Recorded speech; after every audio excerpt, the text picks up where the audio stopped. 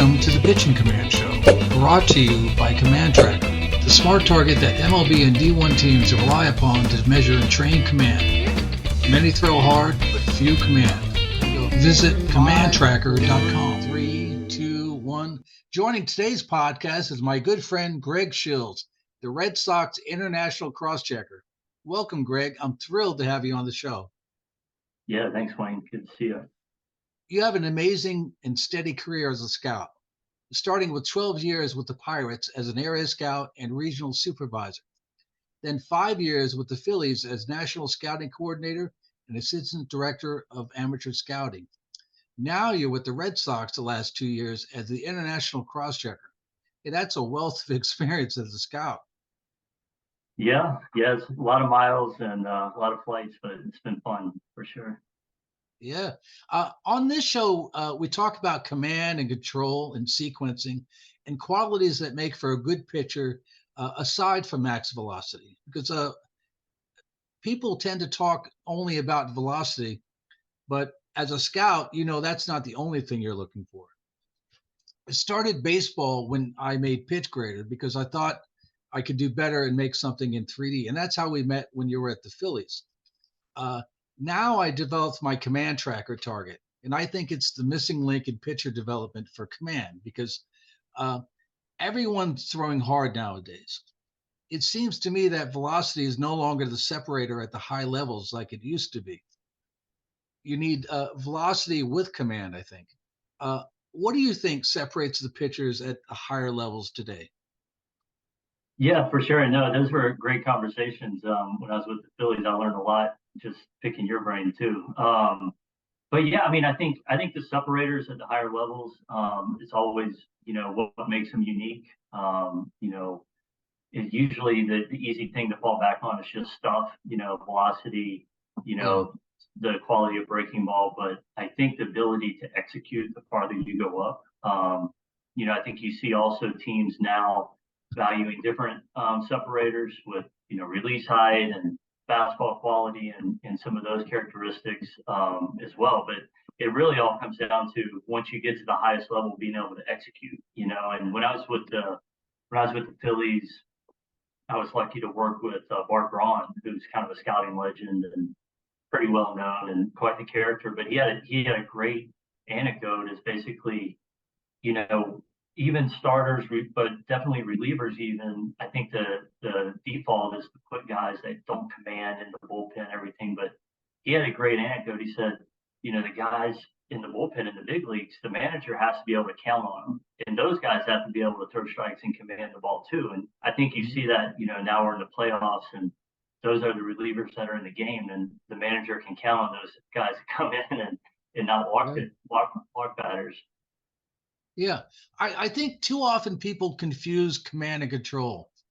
Like control is just being able to throw strikes, but command is a much higher level of skill. For example, some people say command when they say locating or executing or quality strikes, they really mean command. I think some people don't really realize that. How would you describe control and how would you describe command? Yeah, I mean, control, I think I was taught basically the ability to throw the ball over the plate, not Yeah, walk batters. yeah, Command is a whole different level from that. It's ability to execute. I think you're looking at being able to command both sides of the plate. Now the game has gotten being able to command up in the zone, down in the zone. right. Especially with the fastball, those qualities, and then breaking pitches, you're talking about being able to land them in the zone and execute what you're trying. So I think that it's definitely a different level than pure control. Yeah, because to me, command is being able to throw the ball where you want in or out of the zone. Because sometimes you want to go inside on the guy, you want to go away, the shadow zone. As a scout, how can you tell if a player has command rather than just control? I mean, by watching a game, how would you grade those? Yeah, I mean, I think just watching the game, like you said, you're trying to me, I try to think along with what the pitcher's trying to do, where the catcher's setting up, the pitch he's throwing, is he able to execute what he's trying to execute? And I mean, it's very subjective. I mean, I think that's the thing about grading command as a scout is very subjective, you know, and Well, um, that's why I made that target, and actually, it actually gives you a command percent number, you know, which is yeah, something totally. that hasn't been around. Yeah, it's great. So, I mean, I think that's the big thing. It's just, you know, hey, what is he trying to do, and is he able to accomplish that? And as the game goes on, and you know, you're just thinking along with him a little bit. Well, what are some of the pitcher qualities that help in projecting command? Like I have some ideas, but I want to know what like how would you project a guy? I think he's going to have better command in 2 years and that sort of thing. Yeah, that's a really good question. That's kind of like the $1 million question, literally. So, I mean, to me, I was taught starting out, you know, arm action delivery are very important. Athleticism to me is very important. And if you're talking about a pitcher that's already has a mature body and it's a below average delivery and arm action and below average athlete, it's pretty hard to project command for a pitcher like that. So I think how they do it, the overall feel to pitch and feel for the baseball and their release point is a huge thing to me. A lot of that goes back to athleticism. It's not to say like a pitcher that doesn't have athleticism can't command, but to me, you feel much more confident projecting on a pitcher that is athletic. Yeah, You know, yeah, I I've think heard that. Yeah, I've heard that where if you were stronger, you would have some more stable delivery, and you might command the ball. I've also heard keeping your head very still. These guys that rag their heads all over going to have to work on command and in line to the delivery for the pitch. You know. yeah, yeah, definitely. And the pitchers I'm scouting now are younger pitchers. You're talking about 15, 16-year old, 17, and physically underdeveloped at times. And you know, you can say you can at least project if they get stronger and be able to control their movements better, like you mentioned. That gives them a chance. So you combine that with athleticism and you know some of the other characteristics, and you can be a little bit more optimistic than you can, let's say, a guy coming out of college that's a little bit farther along physically. Yeah, yeah. That you've got a really hard job in scouting because when you got a guy that's a senior or junior in college, it's probably easier to project him than a guy who's 15 to 16 is going to go through a lot of maturity to get bigger and all that. Yeah, yeah, definitely. And I think it's an opportunity in some ways where going back to the athleticism component, and I mean, basically what you're trying to do is turn over a good piece of clay over to player development. And then they can take it from there and make mechanical adjustments and do the things that they do to get the most out of the pitcher. So I think that's the great thing is you don't have to thread quite as fine a line, as long as you're getting some good qualities and something you think can be developed. Mhm.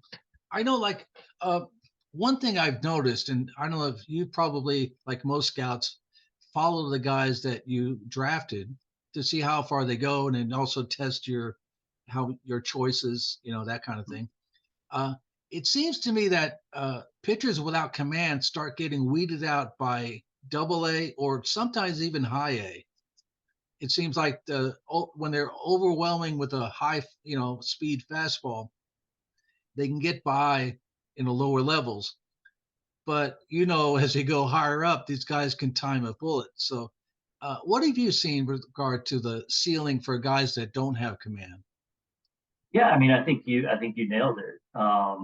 When you get to the highest level, I mean, you really have to be able to execute. And I think with younger pitchers, when you're scouting and evaluating them, they'll flash you something. They'll flash you that plus breaking ball or above average breaking ball, and maybe they can do it 1 out of 5 times. And it's good to know that it's in there. But if they can't repeat that more consistently, then if that's the reason, if that's their separator and gives them value, if they can't get to it, then it makes it a little bit more nullified. So I think those are the big things to me is as guys move up, the air gets a little thinner and they just have to be able to execute. You obviously have to have a separator and some qualities and unique qualities, But yeah, it really comes down to be able to execute to maximize those. Yeah, especially like you say, with having a breaking ball in addition to high velocity, if you can at least change speeds, if you can have control and just change speeds, you kind of got a chance. Uh, and if you have changing of speeds with command, I think that's when it gets you in a whole other level. Yeah, yeah, definitely. I mean, you kind of, left-hander that can command to his glove side, even if they don't have big velocity, they can make it through the lower levels.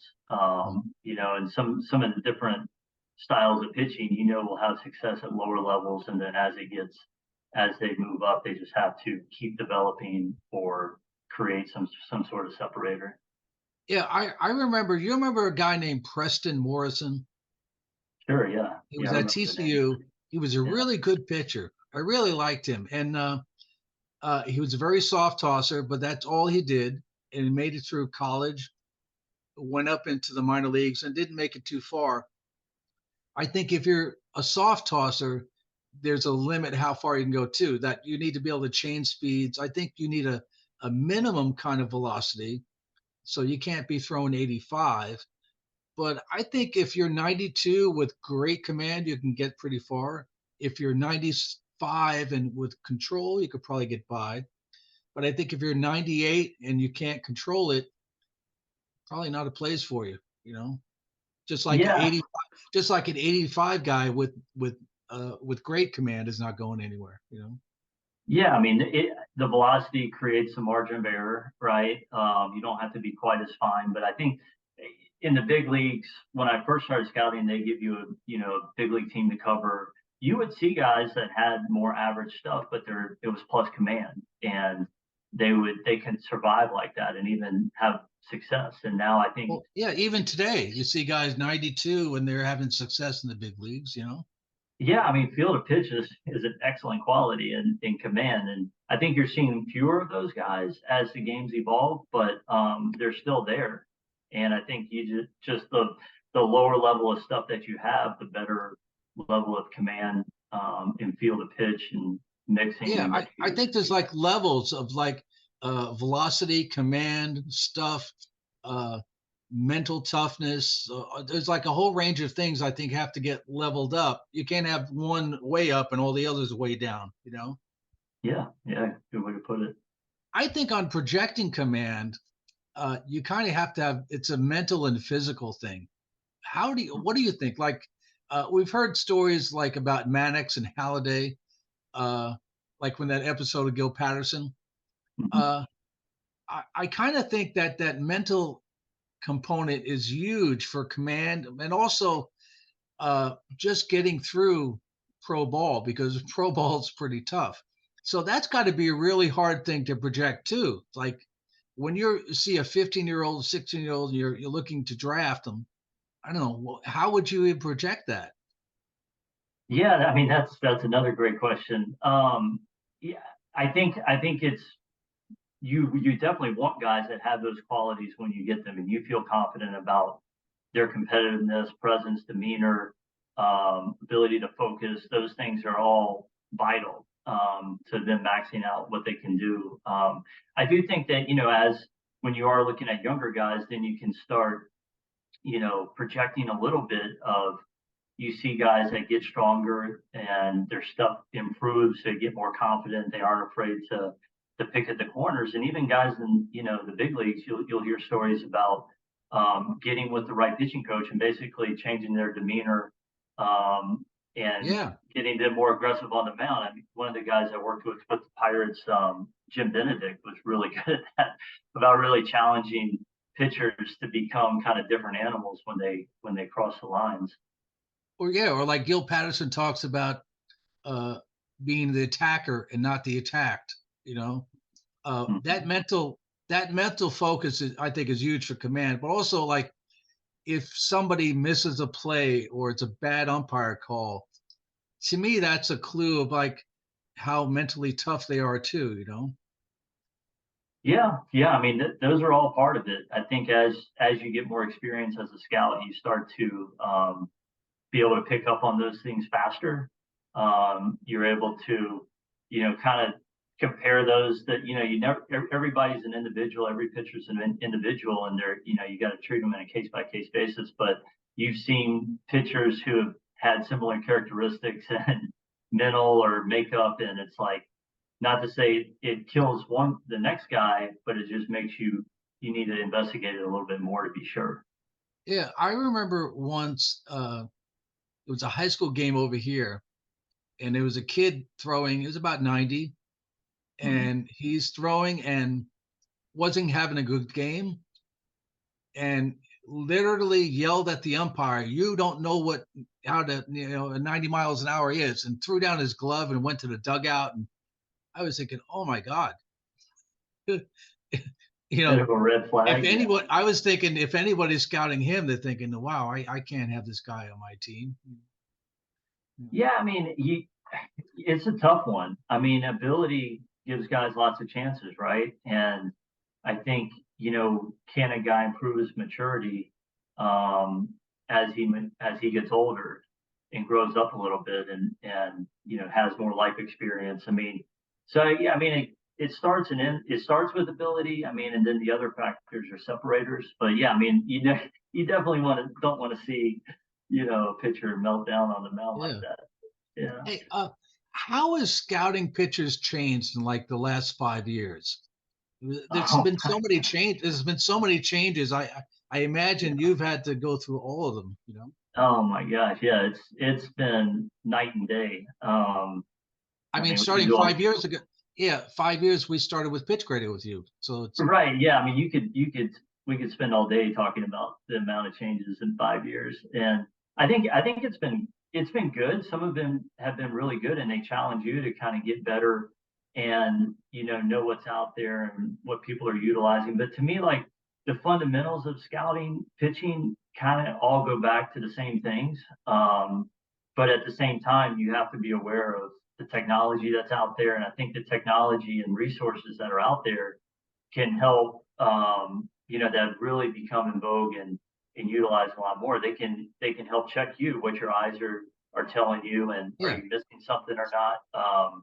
So I think those are all big things. But yeah, I mean, I live in Charlotte, North Carolina, and I'm lucky enough to be able to pop out to Tread Athletics, or I've been up to the Wake Forest pitching lab a few times, and just seeing the amount of detail that they use in individualizing everything. I think that's probably the biggest change, is just making things more individual for each pitcher, and maximizing their strengths, improving their lesser traits.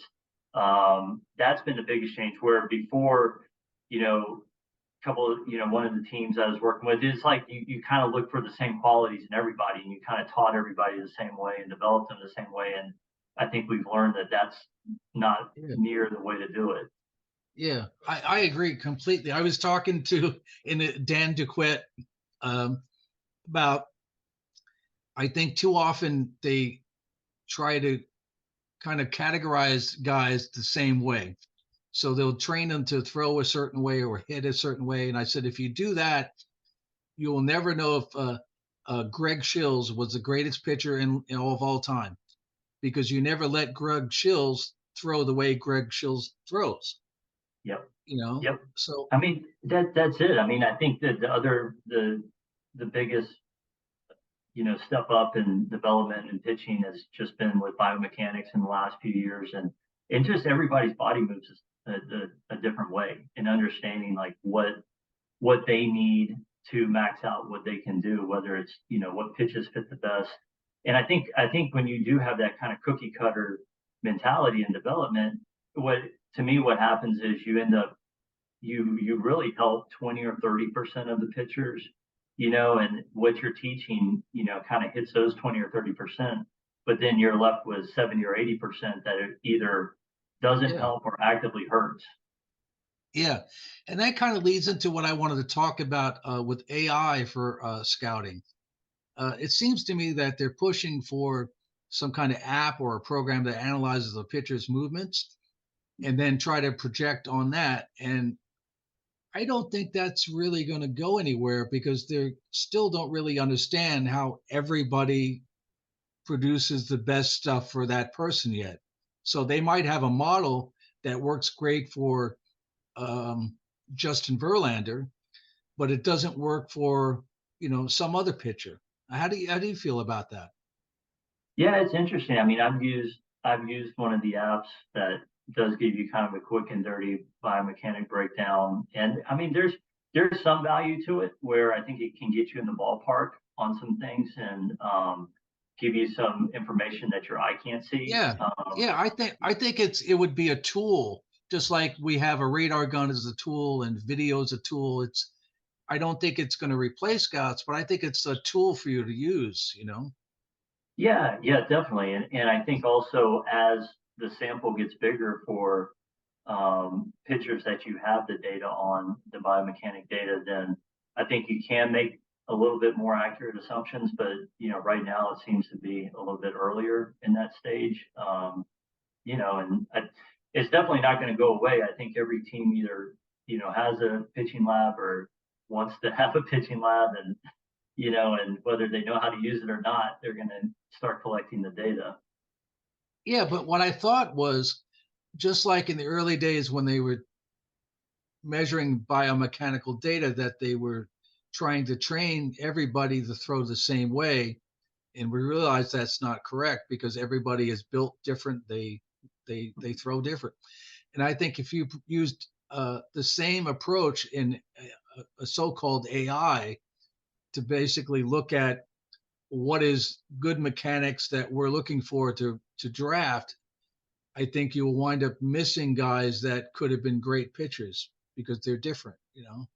Oh, there's no question. I mean, the human element, I don't think will ever go away because of that. Because there's so many things involved in pitching to me that it's so hard to quantify. Whether it's Yeah. deception, whether it's feel, I mean, just like you said, the mental focus on the mound. I mean, those are all things that, I mean, maybe we will, some at some point in the future be able to quantify. But I mean, for now, I mean, those are huge. I mean, Yeah.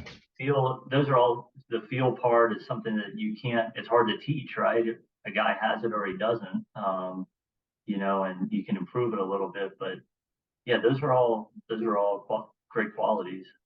Yeah. One of my favorite physicists is Richard Feynman, Mhm. and he was talking about, uh, will computers ever be able to think like humans? And he said, well, no. He said, because we make machines that fly. They fly very fast, long distances, but they don't fly like a bird. They're different. They fly, but they fly different. He says, just like uh, the things that are hard for a computer, or up in the distance, you see a woman standing there and she just flicks her hair like that. And at a glance, that's Mary. And it was like we pick up on these subtle cues that are hard for computers to pick up on. And I think that's part of the skill and art of a scout is you picking up on little subtle cues that it means something. And right now, the way computers are set up, they're not able to pick that up because, one, first of all, someone has to program that into a computer, so they have to know to begin with. Yeah, yeah. No, I think that's right. I think experience plays a big part, and I mean that blink aspect of, I think a lot of experienced scouts can tell you Right, within a right. few pitches of, whether they're in or out on that guy. Absolutely. Yeah, I Yeah, think I think you could probably go in and watch a game, and like you just said, in a, a few minutes, you kind of got a general idea, is this something worth watching or not? You know. yeah. I think it'll be. I mean, going back to the AI I mean, it's not going away. It's going to be there, and I think we'll get better at utilizing it. And I think, like anything, I think how much you use it and practicing some moderation and blending of the two will help. But I do think there's going to be some value that comes out of it for sure. Yeah, just like when we were using pitch grader, you were scouting guys, and you would use pitch grader to look for certain data that Hmm. would confirm or not things that you thought you saw, or Right. or maybe you bring to your attention something you may have missed, and then you go and look at it. So I think AI in scouting will be like that, like a tool that kind of just it's something for you to use. I have a list that I show everybody uh, of like the qualities that I think every pitcher needs. I think you need all of these, so it might be a little tough. And I was wondering if you could look at this and kind of pick what are your top four and let us know. I'm going to show you that on the screen, and then I'm going to read them out. And those qualities are character, command, changing speeds, movement, max velocity, sequencing, reading batters, mental toughness, and know who you are. Okay. Yeah. Wow. Yeah, it's a pretty extensive list. Yeah. Like Pick the if top you could have four. a picture that had all those, you'd probably say, "I'll sign him right now," right? Oh yeah, yeah, exactly. Very rare.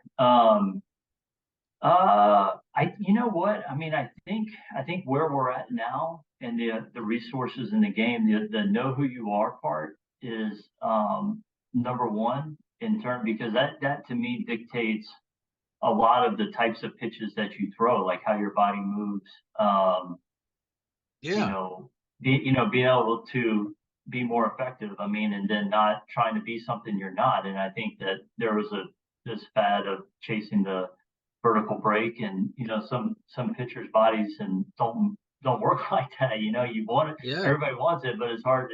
Not everybody moves the same way. So know who you are. I would say um, the movement part. I think that's whether, I mean, you could say fastball life in terms of run, sink, but also combining that with vertical break, combine that with your breaking pitches, how your fast or how your changeup moves. So know who you are, movement, um, command, ability to execute. Combine that. I would combine that with, let's just call it feel, which blends a little bit into changing speeds, but being able to execute that. And then mm, I would, the mental toughness part, that's kind of like that, the cherry on top, right? And Yeah, you need if a that. guy, yeah, I mean, that can either max out a guy's ability or prevent him from achieving what he could. Like Mark Sauer and Scott Lovekamp were saying that nowadays it seems like scouting department is working a little closer with player development, so that you're scouting for guys that will fit with the player development style that your team has. Uh, I think is that something new, or is that something that's always been around? I think as long as I've been working in baseball, I think everybody's utopia is it's always been around, but I think now Mhm. everybody really realizes the value of a good player development system. I mean, to me, like everything revolves around player development. I mean, because they're either gonna um, really help players and get them to the next level, or you know, they're the players are going to struggle. And so everything, I mean, whether it's international, amateur, even the big leagues to an extent, I mean, it revolves around your player development system. And I think we have a really good one here with the Red Sox, and I think that there's a plan for everybody, right? And I think you're starting to see some of the fruits of that. Yeah, because I've heard also that uh, teams will think, well, we know how to develop velocity. Mhm. We know how to develop breaking pitches. So like they looking for guys that okay they can. As I remember, Wes Johnson said this once in recruiting my son. He said, "Well, what we do is we build a bigger engine." There was they look for a frame and they say we can put a bigger engine in here. So I'm Yeah. just wondering if your scouting has kind of evolved to that kind of mentality that, okay, I know what my player development guys can do, Mhm. so I'm going to get them kind of the framework that they can work with, you know? Yeah, 100%. I definitely think no matter what your philosophy is, you need to have a philosophy and what you're looking for. I mean, when I was starting out with the Pirate Service, it's definitely a philosophy of body type, athlete, arm action delivery. And we hunted that, and had some success developing some starting pitchers in the big leagues. And I definitely I think here there's something similar where they've developed some really good Latin American pitchers that are coming up, whether it's Brian Bayo or Wilkerman Gonzalez or Monegro, Brian Mata. So I mean, like, success leaves clues, right? So I think that that to me is, you want to have confidence in turning over that piece of clay to player development, and knowing And watching them rise. Yeah. Yeah. I mean, and the game keeps evolving, right? And I mean, now you're looking for guys that you can develop, that have upside to their stuff, and then worry less about the role as they're moving, and you want to just develop them, develop them physically, stuff. And I think command's going to part of that too. Guys that you can help with their command and keep improving. Yeah, because like I said, I see that fairly often. At a certain level, without command, they can't it's a ceiling. And so what I wanted to promote with the show, and also with the target I sell, was that, hey, here's something you need to work on. You may not realize it. So that's why I started the show, and then invited all my friends to come on. So Yeah, no, it's been good. I mean, it's a great show. It's fun to listen to. Yeah. Hey, well, thanks for coming on, and I'll talk to you later. Awesome. Thank you, Wayne. All right, bye. Command Show, brought to you by Command Trakker, the smart target that MLB and D1 teams rely upon to measure and train command. Many throw hard, but few command. Visit commandtracker.com.